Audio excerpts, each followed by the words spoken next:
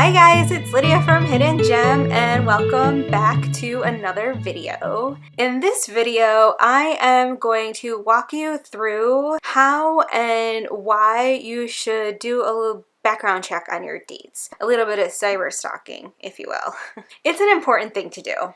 And it's an expected thing to do. You should expect yourself to do a little bit of searching and find what you can, and you should expect that your date is gonna do the same thing for you. I don't know how many dates I've gone on knowing like 5 or 6 different like key details about a person. And it just puts me in a more comfortable position because I know who they are. I know that they are who they say they are. First, let me preface the intention behind doing this.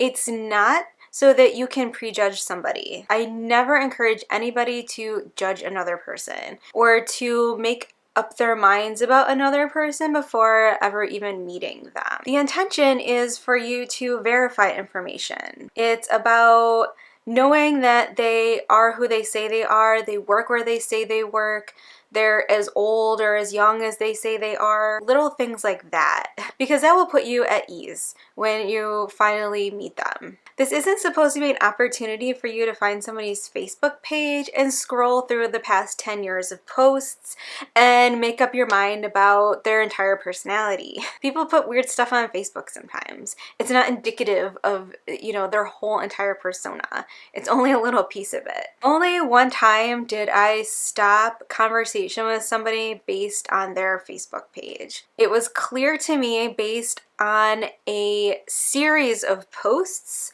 that we have very fundamental differences. My gut just told me that this wasn't a man for me and not somebody worth pursuing. On that note, do what's right for you. Use your gut. Use your intuition. That's what I did in that situation. If you're not sure, if nothing is like blaringly screaming in your face, don't worry about it. So how do you get started? I know the burning question that's going on in your mind right now. You only know their first name. How do you figure out their last name? Typically, all you need is their first name and another key piece of information. You need their job title or where they work. That's always worked very well for me. John, computer scientist in Rochester, New York. All right, and boom, I may get a couple of hits and I have to click on a couple, but eventually, click on images, you click on a LinkedIn profile, and I'm like, oh, yep, there we go, that's him. And then I see his name is John so-and-so. Once you get a last name, then you can go crazy. You can Google that name precisely. You can look them up on Facebook, on Twitter, on Instagram, and see what you can find. One of the things that I do is I go to my county's website where I have an account and I look up that person there. Usually I can find their address or at least a home where they used to live. Sometimes I can find the name of their ex-spouse and then I'll look them up.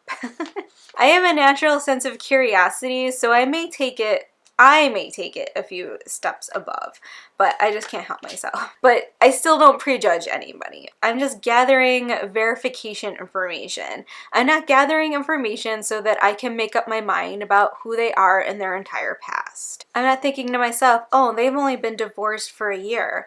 They must be this, this, and that. Or they've been divorced for 10 years. They must be this, this, and that. I look at it, like how I would want to be treated. I am so easy to find on the internet, especially with the name Lydia.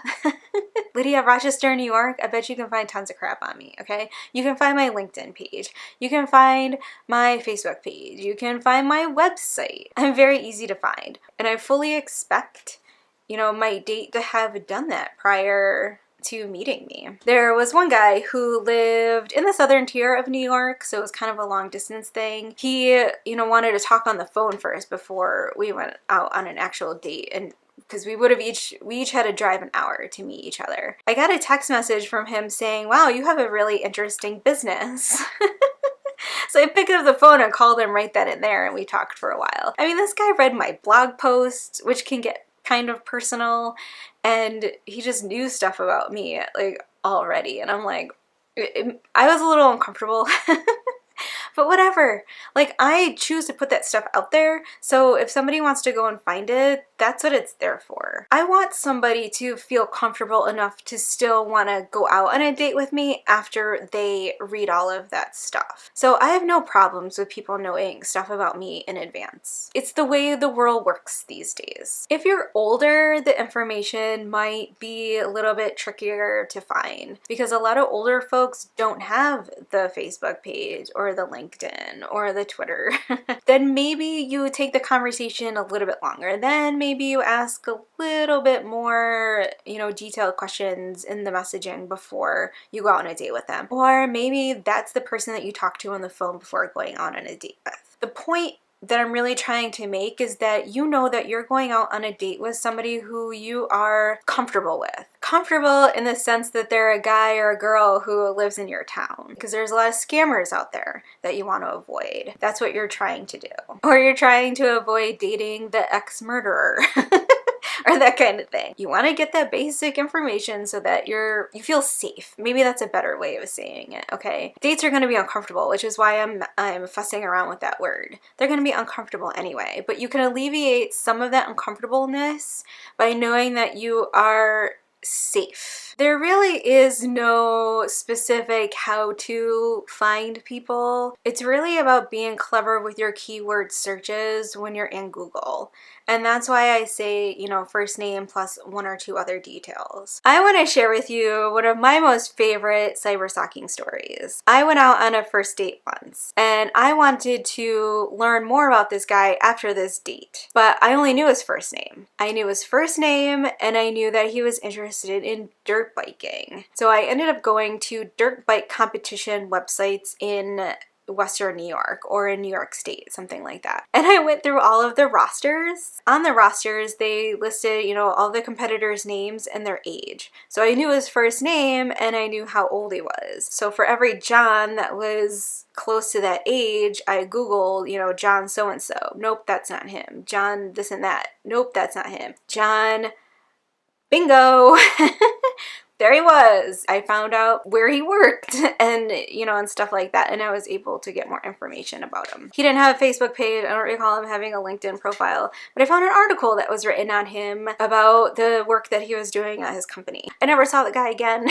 So the information and the effort was all for naught. But the point I'm trying to share with you is if you are just clever with your keyword searches, you'll be fine. Okay, there isn't really any specific strategy or a way that you can figure this stuff out. You just have to be clever with the way that you search for somebody. And again, you may find nothing, and that's okay too. You tried. And just because you don't find anything doesn't mean that this person is a schmo. Probably you're still a really great person. I've gone out on plenty of dates with guys I couldn't find anything on. A lot of guys don't have Facebook page, for example. One of my last long-term boyfriends didn't have a Facebook page. I knew jack about him. We ended up in a really great relationship for almost a year. Take it with a grain of salt. Again, this isn't for judging. It's just for quick verification of stuff. It's an important thing to do, and it's an okay thing to do. I know it makes everyone uncomfortable. It makes you uncomfortable to be the person doing it, and it makes you uncomfortable to know that people are doing it to you.